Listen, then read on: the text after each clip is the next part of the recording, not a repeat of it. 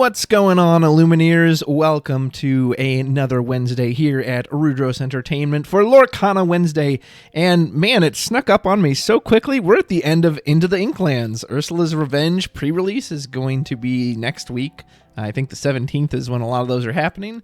So I was trying to put together this bodyguard deck tech, but I just didn't realize that we were on the next set already. So time to say farewell to this set, and we'll be looking at the next one most likely next week. Hopefully all the cards will be out by then. I can do a full set review. If not, I'll have to do it the week after. Plus, they showed that new Mickey card. He seems like he could work with bodyguard, so maybe it just makes the most sense to wait and be patient with him. So how was Into the Inklands as a set? Let's go ahead and take a look at it. These are my hits and misses. I'm not going to go over every card. There's a lot of cards I never saw play. I didn't play with myself, didn't see anyone else use them. And a lot of them are just blank, like all these Dalmatian puppies. You know, cute idea, but not a very realistic effect. So I'm just going to talk about the ones that I thought, you know, really exceeded my expectations or met them, and just look at the hits and misses. So let's jump right into it. Starting with Baloo. I do like this card. I have run it in any of my Amber aggro decks as a way of it's essentially guaranteed lore, unless they have something like Let It Go to put into the Inkwell. I do wish he had, man, even one attack. That could make a difference. He either needed to be inkable or have a little bit of attack. I really don't think this card needed to be uninkable. I think there's very few cards that I think need to be uninkable. I think they make far too many cards uninkable, so he's a little not understated, but yeah, I guess understated as a 0/3, but just there's a little too much holding against him, so I wouldn't be surprised to see this drop in the future, but he does still at least take up a single hit, protecting your small questers, and it's guaranteed lore. Bernard never saw play, sadly. I like Chernabog. I wonder if there will ever be a reason to run essentially 4 of these. As far as I can tell, most people run it as a 1 of. It's actually kind of nice in those aggro decks because his cost often gets very low as all your cards are dying. Granted, running 1 means you probably don't often see it right when you want to, but he is fun that he comes out when he does. So yeah, maybe he could have quested for 4 lore. Like, I guess they were scared that you get him out too early, but that's what he's supposed to be, right? He's that big payoff. And here, the uninkable makes sense, because if he wasn't uninkable, then you could just ink him when you draw him early. It's clearly meant to be hey, you have to see him at the right time. So, fun card. I'm sure someone tried 99 Dalmatians. I didn't bother. He's just a bodyguard. Legendary Kita. Yeah, I definitely want to talk on all the legendaries. She was cool. She clearly wasn't a staple enough that I saw her in all the aggressive lists. I saw her in plenty, and there were some times she seemed very effective. Probably the biggest issue is that she doesn't affect characters that come in with rush, so if they just play a Maui or a Madame Mim Fox, then the -3 just doesn't do anything. Like a lot of these Floodborn shift characters, I think the earlier you can get her out, the better. Shifting her in on 3 off of this Kita is just so much stronger. If you're just playing her naturally for 5, again, by that time, they've just got other things to start dealing with your board. So, neat card, but I wouldn't be surprised to see this not stick around much. Lucky, another very cool concept. Again, did this need to be uninkable? I love the puppy love idea. I like the idea you get this big board, he quests first, and he bumps everybody up. And good is new, yes. Okay, is that strong at its highest end if it draws you 3 cards? Of course, but it's character 2 or less, and it's a reveal 3. So you have to build your deck around it, and it still has a random factor in it. That's 2 conditions. Like, I think this card could have been okay. It's still understated for its cost. Has to wait a whole turn. Again, I don't think this needed to be uninkable. It's a really cool idea, and I even tried it. I tried it in a deck built around it, and often would still sometimes, if I was lucky, draw 2 cards. I don't think I actually drew a full 3 cards off of this at any point in time. Minnie is a singer, but never saw her over Cinderella. Same with Bianca. Blank. Essentially blank, just a big bodyguard. I like the idea of Patch, but like in theory, you could use him to keep your board quote-unquote safe, but he's too expensive. I would have much rather seen a cheaper effect for this, and he's like a little guard dog. Yeah, so you have to wait till turn 5 to get that. Don't like it at all. Now here, this is the money row. All these cards are in the dog deck that I showed in a previous video. Perdita is great. Perdita, again, this one I do understand being uninkable, as it's technically infinite value for recurring characters, which is cool to recur a Simba. You can run the Simba into something, then to just bring it right back. I used it to recur Ursula's the Deceiver of one or whatever it is that takes a song out, rip that from their hand, have her run into a card that purposely kills her just to bring her back and take another song out of their hand. Great for Piglet, great for the symbol. Yeah, cool card. Love this one a lot, and I like what it encourages. Piglet, really good aggro threat. Can't quest till 3, but he kind of almost encourages you to be patient a turn 2, that if you put out something like Pluto turn 1, maybe you don't want to expose it to get challenged, so that way Piglet comes down on 2, and then on turn 3, when you play another body, Piglet can just go off for 3 lore. His stat line is, while technically below curve for a 2 cost, is actually nice. Like, the 2 is so nice compared to Pluto, compared to Curse Merfolk. Piglet can actually take out a challenging hook or a Rafiki, which has come up a lot. Pluto and Big Pluto, love both of these. Little Pluto is absolutely great if he can go uncontested for 1 turn, and you can just cheat a lot of ink. Suddenly you're playing big cards on 2 and 3 ink. My favorite play was to get Pluto turn 1. Next turn, use Pluto's effect, get Doc out. Next turn, I'm on 3 ink. Pluto's effect, Doc's effect, and then immediately shift Big Pluto, which was awesome. Big Pluto's great, really fun to flip off of Mufasa. So this is one of those ones, yeah, like you have to shift him, and not only do you have to shift him, I think you need to shift him before 5. If you put this out on turn 5, like you just spend 5 ink to shift this, and that's your whole play, he still can just get taken out by a Maui and any other card. I was kind of surprised how easy it was to deal with 8 health. 8 health sounds insane, but with new cards like Along Came Zeus, that happened one game. I was like, oh, he's got a full 8 health, and just Zeus for 5, Crab for 3, or whatever attacker for, Hook for 3. It's like, oh, okay, well, I guess he just died then. So, yeah, 8 health does not go as far as it used to. Still, love the idea of these guys. Pongo, too. He ended up getting cut down quite a bit, but in theory, I like the idea that he can just essentially draw you a card every turn.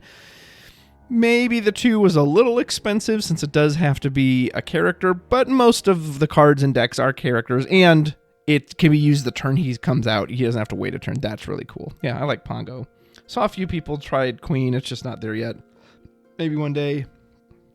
Tinkerbell seemed good in the Mufasa list. Wendy is just a good early quester. Puppies, I wanted to make an OTK aggro deck with this, but it just didn't really line up. Again, if it was inkable, 100% would try this. The uninkable just says, nope, it's not worth. You're asking so much to line up already, and then I've got this dead card in hand. Never saw those 2. Yeah, most of the yellow, like, items, actions, etc., the only one of these I saw once was Bare Necessities. Yeah, most of these are absolutely terrible. Atlantis is just way too slow. Lantern is on turn 2 for a reason. Yeah, way too slow. Locations tend to not be worth repairing. So yeah, Bare Necessities is obviously really good. Almost too good. I kind of have an issue with both this card and the Ursula in that when they pluck out the thing that lets your deck do what it wants to do, it feels pretty unfair. So if you're playing blue and you're trying to ramp with your Fishbone Quill on turn 3, and on turn 2 they drop Bare Necessities on you and just pull it out of your hand, it's like, oh, okay, well, there goes the whole my entire game plan. Now what do I do? Similar, if if I'm playing red purple and I'm getting to turn 6 and then they drop the Ursula or the Bare Necessities and they just rip Be Prepared out of my hand, I kind of just lose on the spot because that was my only out to it. Now, granted, I do think it's kind of neat that those decks now have some protection, but I don't know, it has this all or nothing nature to it where they'll either just take the best thing you have and it completely cripples you, or you don't even have anything in hand, or what they take doesn't matter, and the card actually doesn't feel very strong at that point. So is that balance? I don't know if it is, but maybe it is. And then the locations, some people really started running Pride Lands and Tiana's Palace in some of these aggro decks. Again, man, if they were inkable, I'd jam them in there in a heartbeat, but I'm a guy who bricks on enough on inkable, so still, these ones might find a home. We'll see. I don't know if we've really seen locations, or at least we've seen some, but we haven't seen a ton of locations in the new set, so maybe these will be around for a while. All right, moving on to Amethyst. Never saw Alice. Chernabog, people really seem to like this as a turn 1. He's not really for me. I don't really want to self-banish my own character just for a card draw, especially when I likely want to use it for like a Fox or a Snake Bounce, but he clearly has shown good work in other people's decks. Genie, I remember when this card come out, and I think it was Alphos on his channel, and he was doing his set review, and I could not believe the words coming out of him and the guy he was with's mouth. We're like, well, this is better Rabbit. This is just better Rabbit. Why wouldn't you ever play this? Dude, nobody played this. I never saw this. No, it's not better Rabbit. That comparison was entirely false. Rabbit is a guaranteed 2 cards no matter what. This card, if it lives a turn and can quest, then you can draw 3 cards off of it, which is cool. Like, I like the idea of the card, but it was blasphemous to compare this to Merlin Rabbit. Get it out of here. Hydros is a cool idea. I'm hoping, they're adding the Cyclops Titan in the next set, but like, he's not very special. He's pretty bad, actually. So I would like to see Titans become a thing at some point, but right now it's just not there.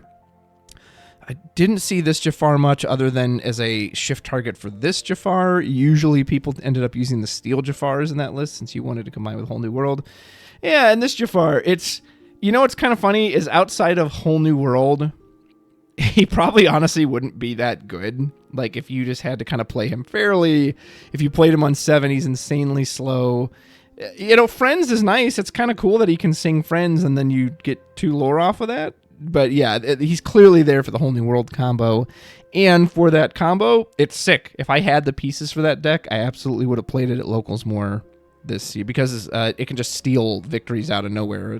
If they have the combo and they can line it up on turn 5, you're just hosed. You pretty much just lose. So interesting card. I would be curious to know how much he sticks around for the future. The brooms were a cute idea, but they're just not quite there yet. We're getting more brooms. I don't know why brooms get so much love. I don't know. Like, maybe it's just me. I'm not a huge broom. I was never in love with Fantasia or anything. So, but they keep printing support for them. So surely these are going to show up even more in the next set. I love the idea of Carpet, the free move, but never saw it. Never saw these Magicas other than just shift onto this one. This one just interacted very poorly with the Lucky Dime, which is clearly what it's meant to be used with. But you couldn't then dime her where you could dime the Bell or the Tamatoa. So granted, with the dime, it's 7 lore on a quest, which is really cool. Cool idea, but yeah, and she's uninkable. I don't think this needed to be uninkable. This is asking a lot of the player. This has to be one of the most forgettable legendaries in the set. I don't think I ever saw this do anything other than just draw cards off of questing, which, that's not a terrible power, right? Quested to draw a card, but her stat line is terrible. A 5 cost, and she has the same stat line as a 2 cost, Simba Bodyguard. What? And this whole moving damage around thing that we've seen some cards in the next set have it didn't show up at all.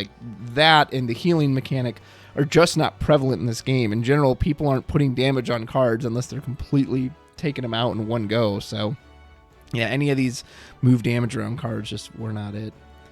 Pua saw a few times. It's kind of neat. Again, this effect is cute, but what are the odds you're going to then drawn to the next Pua, or that you'll even want to at that point? Yeah, so that's kind of a dead effect. Rafiki has been great. I'm kind of surprised how good he is. He does fall prey to Teeth. Is it Teeth and Ambitions? Yeah, the one that you damage something for 2.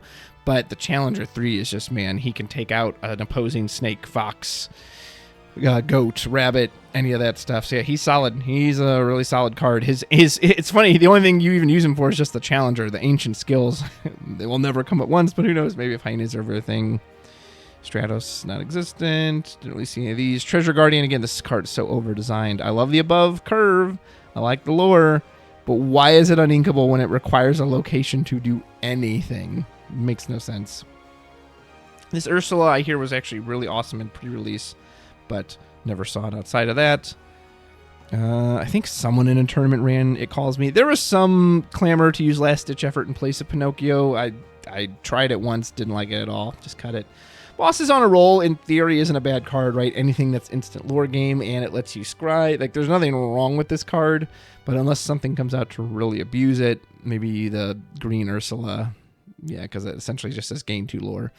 And the lamp is saw a few times with, a Jafar Genie. Nothing super special about it. Sorcerer's Hat was cute. There's a guy at my locals that really tried to make this work with the cauldron and that you can predict everything. So it's a neat idea, but it's still asking a lot. It's a lot in a game that doesn't really have any searching. And for the locations, there's while a few people did, of course, try Sorcerer's Tower with the brooms, the only thing worth talking about here is the Queen's Castle, which is, of course, the best location currently in Disney Lorcana. And anything I've seen from the next set, I don't think is going to change that. Absolutely insane. Actually, just before recording this, was playing on Pixelborn and was able to draw 6 cards off of this in one turn because I just had so many characters there and they didn't have an answer for it. So cards, absolutely nuts. Yeah, if you're playing Amethyst, you should probably have some copies of Queen's Castle. If there was one ink that was most improved from this set from the last one, it definitely has to be Emerald. There is a lot of crud in here, but damn, is there some good stuff too. So Cubby's obviously part of the crud. Curse Merfolk, though, is borderline unfair. It you know, in some ways, this card is excellently designed, right? So it's below curve. You know, normal curve for a 1-cost card is 2/2. So it's below curve, and it's uninkable. That's 2 negatives. What are the positives? Well, it quests for 2 lore, which is above curve on most 1 costs, and it has a great effect that they have to discard when they challenge it. So it actually is pretty well designed. You have 2 really positive traits nullified by 2 really negative traits. However, it's also just annoying to play against when someone is going aggressive. They get the merfolk out. You don't really have non-challenging ways to deal with it. And you're like, man, I don't want to lose my whole hand. But you have to hit these things. You can't just let them get out of control. So, yeah, probably a pretty well-balanced card overall, but just annoying to face off against. Friar Tuck, I'm not personally a fan of, but I've seen some of the discard decks run it. Helga's was a really cool card that I liked a lot in pre-release, and she was clearly very strong there because removal is so limited. But no, I haven't seen anyone bother to use her in a serious deck. I mean, why would you? It's uninkable. There's easier and better ways to damage stuff. So, yeah. Cloud Kicker has been very nice, too. Really good way to just reset tempo, especially if they have an opposing Ursula Legend that you can just send it right back to their hand before it gets to sing. Yeah, he's solid. He's been quite strong. As has Lyle Tiberius Rourke. There's an annoying quote-unquote mill list that's been popping up using this with a whole new world, and then if you like wipe their board with a Be Prepared, you just lose tons and tons of lore. So yeah, he's quite annoying. Milo Thatch, I did do a video on the channel with a friend who was trying to make this card work, and it's a cute idea, but it's just too much trouble. Then it's worth no reason for this card to be uninkable. Absolutely no reason. This is the same cost as Be Prepared, and this card has nothing on Be Prepared, so there you go. Morph was cool. Probably not the game changer I think a lot of folks thought he might be when he first came out. It's still like it. Maybe he'll just get better as the game goes on, right? As we get more and more characters that can shift. But right now, because that pool is so limited, and because Morph is in green, you have very limited targets. So if they put out a Morph on turn 2, turn 3, and they're playing yellow-green, it's like, okay, well, what could he possibly... You know, there's only like 4 cards it could probably shift into. So the surprise element wasn't quite there yet that I was waiting for, but again, as we get more cards in the game, maybe that will change. Didn't ever see these too much. Robin Hood you'd see just as a big quester in some of those big green decks. God, Shenzi, this is the card, nobody used it because it's not very good. And I drew like 5 of these. I kept pulling Shenzi from packs, maybe even 6, just very annoying. These are all blank. Pulled far too many stitches as well. Get into the Ursulas. Both of these Ursulas are absolutely insane. Ursula is a character who just always seems to get good cards. As her Amethyst high-end one is still really cool, even though it fell off greatly. Yeah, just ripping a song out of someone's hand can actually win you the game if played at the right time, depending on the song you hit. And then the Legend one is it's just basically broken. Like, I get that their idea was... It doesn't do anything the turn it plays. It has to sit there, and it does have to survive a turn. But since you can only challenge exerted characters in this game, if this sings one time, it gets you so far ahead. Friends on the other side, drawing 4 cards. I think Storm Rage on is arguably her best target. Drawing 2 cards and killing at least one bigger thing, if not 2 smaller things. Like, it's brutal. And then, you know, heaven help you if this thing lives multiple turns and sings and sings and sings and sings. You're so toast. Yeah. Obnoxious card. There's a reason the price is so high compared to some of these other ones. I didn't see a whole lot of, yeah, God, Emerald always gets such junk for like items and actions. Strike a Good Match was okay. Again, not a terrible one to repeat with Ursula. And it did count as a discard, so you could actually use it in the Sheriff of Nottingham kind of beast OTK combo. But this was the only one I universally saw a lot. I did see a few people try Robin's Bow, and there was some fun synergies there where you could, hit something for damage with the Robin Hood, then the bow could shoot him, and then for Robin Hood quests, and it reactivates. So it's kind of cute, but definitely not a predominant meta strategy. And then all of Emerald's locations are just quite bad. I don't think I've ever seen... I've seen people try to use Fang in Cusco's Palace. I've never seen it do anything. I've never been like, oh, wow, that won you the game, that Fang in that Cusco's Palace. So, yeah, those are quite disappointing. Moving on to Red. Don't think I saw this aerial once. Drew this way more of these hooks than I ever wanted. Hey was fun. I liked the location, the lore drain for a location. It's still insanely slow. Rourke is probably the biggest source of lore drain, and yeah, we probably need a bit more lore drain, especially given how much instant lore keeps getting added into the game. So we probably need more lore drain that does more than just like a single lore a turn. That's just not really going to cut it. The two legendaries I both like, but Jim has gone back and forth. You'll see people cut Jim, and then someone's like, well, I'm going to play locations, and they'll jam the Jim in there, and then people start countering locations more, and then he'll go back and forth. So he's been up and down all set. Hydra, pretty much only ever saw on the Red Fossil list, because it is a solid hit off of Mufasa. Yeah, if you don't have to pay for it, if you didn't have to pay for that 6, he's not nearly as, he's a lot more enticing. But when you have to pay 6 for a card that just sits there and does nothing on entry, and then can just die to anything, to what's it called, Dragonfire, Maleficent Dragon, Lady Tremaine. Yeah, so much stuff just hit this guy. Like, he's a cool concept. There's no reason for this to be uninkable. Yeah, why is this uninkable? Didn't need that. And Kakamora again. So Madame Medusa, arguably one of the best cards Red got this set. Is it better than Tremaine? That debate rages on. I think they're both great. I genuinely think they both have their use. And it was nice to see the meta in general, I think, agree with that, especially towards the end. At the beginning, you saw everyone replace Tremaine for Medusa, which I 100% didn't agree with, because there's a lot of stuff Medusa cannot hit. She can't hit a Jim Hawkins. She can't hit a goat or a fox or a Maui or a Tamatoa. Tremaine can hit all those cards if they're alone, plus Tremaine quests for 2. Like, I think they're both good. I think they both got their uses. Medusa being able to snipe off a tragic beast hero or a big Robin Hood is huge. So yeah, I think they're both really good. And I think they both got their place. And unless something else comes out to power creep them, I expect to see more of them. I want to go back to Jim really quick, because I one other thing I wanted to say about him, that I like this card a lot, and the value that you got, play Jim, play the castle for free, or the legacy for free, or McDuck Manor for free, was really strong. However, there is definitely an inconsistency with him, which you can see why people are dropping him from the list, that if you draw him and you don't have a location in hand, he's essentially a dead card. You don't want to pay 5 for a 4/4 body that quests for 2, and that's it. That is not worth it. So you had to have locations with him. And so because of that, he kind of was this weird nature too. I was running him at 1 and 2 for a while, but then if you run him at low numbers, the odds that you see him in the location just become that much harder. So you almost have to run 4 of him and a lot of locations. So like, he's got a huge deck building cost, but he is a cool card. I saw a few people try Maui Whale, especially in like Mufasa, but wasn't ever overly impressed. Peter Pan, man, I'm still waiting for this guy to get like wow, that card is sweet. Eric was interesting. Eric, people adored at the start, and then he fell out of favor, and then I've seen some more of him since then. I mean, he's just solid. He works really well with Teeth and Ambitions, that you can damage himself for 2, damage another thing for 2, kill that, and then the targeted banishing is super duper strong.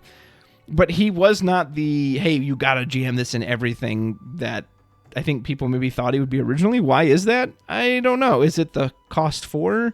Is it that the turn he comes down, he doesn't do anything, and then you need another turn to Teeth and Ambitions? Or, I mean, I guess if you had something else that could sing Teeth and Ambitions. Is it outside of that little combo, he's just not that great? Yeah, I don't know. I'm not really sure what exactly was holding him back from being, well, this is a staple in all, any type of red X deck. But he definitely saw his uses, but maybe not as much as everyone originally anticipated. Stitch, I mean, the 3 attack is nice, but again, why is this uninkable? Why? It's got 1 health. I get it. I guess they're worried about too much early power. Good for beating on a location, but I mean, if you ran into anything with any attack, it just died. So he's good for taking out Merfolk, good for taking out a little Pluto. Rafiki that's exerted, something that doesn't hit back, but if it hit back, did not like this card at all. Most of these were pretty crappy too. Man, there is so much chaff in this set. Fishhook is amazing. This is probably... Is this my favorite card in the set? Probably not, because Lucky Dime still exists. But I love Fishhook.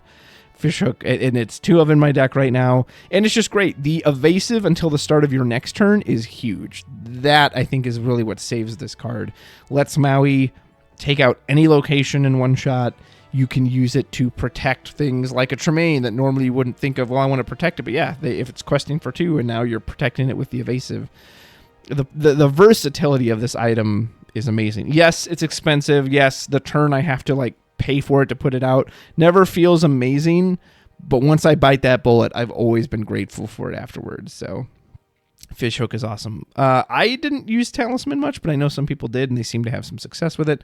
I think Red unequivocally got the 3 best locations, right? I've seen all 3 of these used. Legacy is obviously great companion for Jim, in just a really good location. Jolly Roger, very confined to pirates, but very good for that. And Agrabah is, it dies very quickly, but a 2 lore, especially on turn 3, that's pretty good. So these are the locations I've seen the most getting use and play.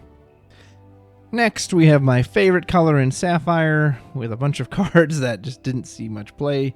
I did see all the nephew ducks try to be based around, is it this guy? Is it Huey who gets the big draw? Yeah. You'd see them all play comboed for that, but other than that, you didn't see him. Tala did end up showing up quite a bit in the Ruby Sapphire there near the end. Essentially just a repeat of, Develop Your Brain on a body. And 3/3 wasn't bad. Could let her put some damage on a location or trade with a lot of cards at that point.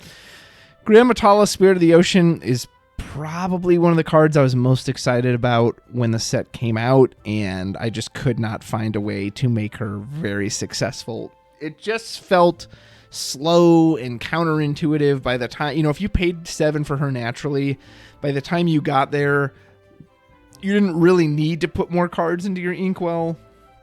And it just felt so slow. Maybe she should have gained 2 lore every time you inked, or maybe they thought that'd be too much. I don't know. I tried a lot of different builds with her. I tried blue steel, blue red. I think I even did a blue yellow. I don't know. I could never find her where it was wow, she feels amazing. This card is great, and it's worth putting the time and investment into it. And then turns after she's out, even if she's around, you had this incentive. Well, I want to keep inking, right? Because that's what keeps the lore going. But I don't know. Maybe I should have tried a version of her with Mama Odie down there. But yeah. It's a neat idea. It just, I don't know whether it was too costly or it just wasn't enough lore. It just wasn't really worth it. King Louis is incorrect, by the way. This is not King Louis. This is just Louis. He, I would know because we're watching Tailspin right now. He is not actually a king in that there. He's just Louis. So they got that lore wrong. That's kind of funny. Cloud Kicker, didn't ever see any of these. Mama Odie was fun. This card was way better. I kind of just passed over it when reading it at first. Now, it's clearly not people's preferred method of inking because you still saw everyone relying on One Jump Ahead and Fishbone Quill, How Far I'll Go. So I liked Odie. I thought she was really fun. If you could do the combo of a 2-cost in turn 2, Odie turn 3, that 2-cost sings One Jump Ahead, and suddenly you're all the way up to 5 ink, and you can go to 6 on your 4th turn. It felt good. The amount of ink she would just vomit into your well was awesome, was really good. Again, did it need to be uninkable? I don't think so. This is a combo. It's asking you to invest and do something. Or maybe give her at least 2 attack power, something. Yeah, she still felt a hair under tune, maybe just because of the uninkable. But it was a cool idea. Scrooge tried right at the beginning, abandoned it very, very quickly. In theory, it's great to put the Lucky Dime out, but he's slow, he's uninkable. Why? And he wants you to attack. He wants you to attack to put an item out. And his attack is only 3. Why? Make him a 5/5. I don't get it. This Scrooge I liked. He's not really the ideal choice for for those blue-red lists, and I can see why everyone didn't attach to him, but he's a fun idea at least. I can't believe Wendy is a super legendary. Makes no sense. And another, man, the actions and items this set were just mostly pretty bad. Some of them were good. How Far I'll Go is good. I do like this. Did it need to be an inkable? I don't know. Maybe if it was inkable, everyone would use it. But I do like this song. Really good follow-up for Flaversham. Most of the items, at least, were pretty creative. I didn't see the gyro sensor much, but Heart of Tefiti was at least a cool alternative to ramp. Again, most decks tended to not favor that, but I liked it as an alternative, even if it did feel a bit slow at times. Lucky Dime is just the item. I love it. It's probably my favorite card from this set, and it gave those blue-red lists a top end that they just didn't have before, where you can Bell, instantly hit her with the dime, bam, 5 lore. It's like a super goat. The top hat's a cool idea. It probably shouldn't have been uninkable. I think maybe more people would have run it outside of that. And Vault Door is, again, cool idea, but it requires locations and then the door, and it costs 4. That just seems so... And it wants you to move the characters there, too. Like, did this need to cost 4? That just seems too much. Yeah. I did want to go back and touch on Friend Like Me. This is an interesting idea, but it desperately needed to come into play non-exerted for you. The fact that you just gave your opponent 3 ink to use before you is just nuts. Yeah, I don't think I ever saw... The one time I saw this do something was someone essentially made a quick victory with this in the Grammatala legend. Because, oh, look at that. 3 into my inkwell, instant 3 lore, I win the game. Other than that, it almost always backfired as you just beefed up your opponent. And the locations, McDuck Manor's, I think, by far the best one, just because it has such a heavy body, and Quest for 2, Bell's House is terrible. And Montanui saw some use. I wasn't over the moon about it, but I could at least see its uses. Finally, Steel. All these were bad. Maybe if Titans become good one day, Hades will be worth it. John Silver is really good in a pirate/location deck. He's kind of the reason to play that deck, which is cool. My bodyguard deck was centered around this Little John because it gives them resist and lure. It definitely had its issues, though. It's very weird that to shift him, and this is kind of the target you want to shift him onto turn 4, but then he himself loses bodyguard, so he doesn't gain these effects himself. So he's kind of clunky. We'll see if he's better in the next set. Mickey, yeah, I saw one person use this, and it was pretty neat. It was pretty neat to vomit out the, what was it, the Emerald Cheshire Cat, like the big one that was like a 7 or 8 cost. If you can play something huge off this card, it's awesome, but you know it's going to die in one turn unless something's going insanely right for you that you're keeping it around. Yeah, it's going to die very quickly, which is probably why you didn't see people investing in it. Amazing payoff, but very, very fragile. So Mr. Smee, if there was one card I was wrong about this set, it was this one. I was so fixated on the 1 damage he takes. I was like, he kills himself? Why would you want that? Who cares if he kills himself? He is a snake at 2 costs that quests for 2, which is just insane. This stat line is insane. And his only downside is he takes one point of damage. And it can even be negated by having any captain in play, not even just Hook. Any captain.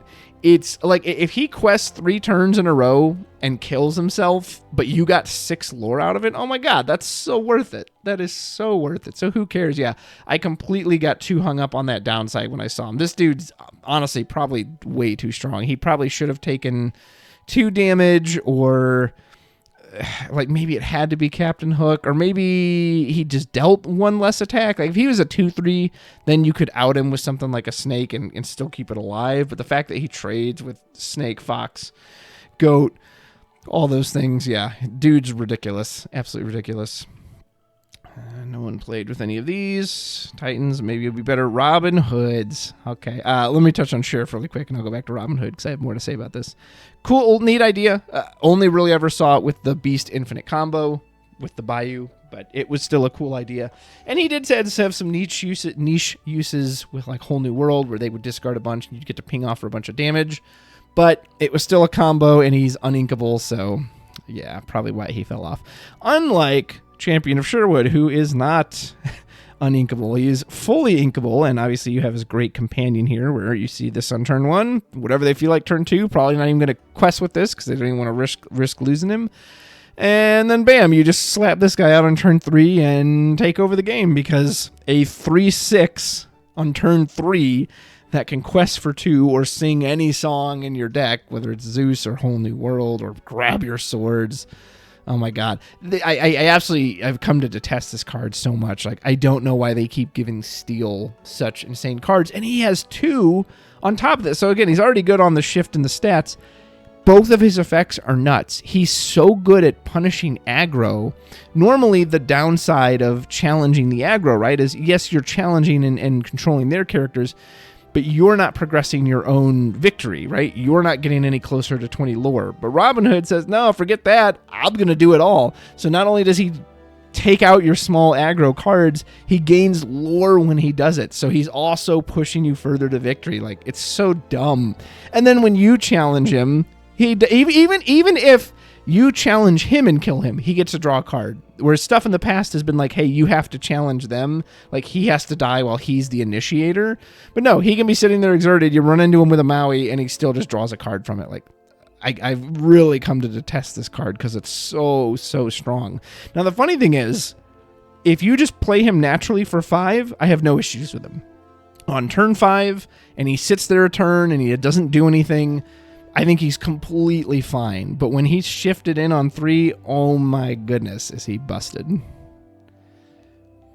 Simba, I saw a few people use. Cool idea, very expensive. And again, stats are kind of bleh. Zeus is incredible. Probably the best action that this color got this set. And that's saying something because they got some of the better ones. Steel, once again. I don't know why they love Steel so much. Yeah, it's a song, so it can be sung, and just 5 damage is so much, especially on turn 4. There's essentially nothing that's not going to kill, with the exception of a few locations. But the fact that he can hit locations, too, that it has that versatility. Why is everything in Steel hit locations and characters? There's no...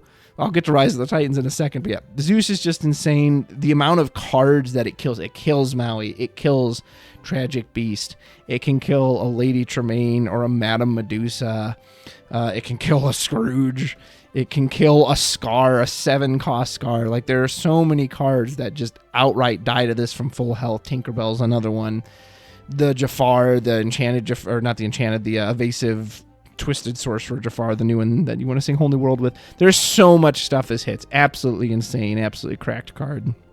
Baboom, one more than Fire the Cannons, but it's inkable, and it has the versatility to potentially hit a location. So, like, yeah. I thought this one was a little overcosted, because it's like, well, you're paying one more for what Cannons does, but it's inkable, and that's a huge difference. There's a reason people want to play this.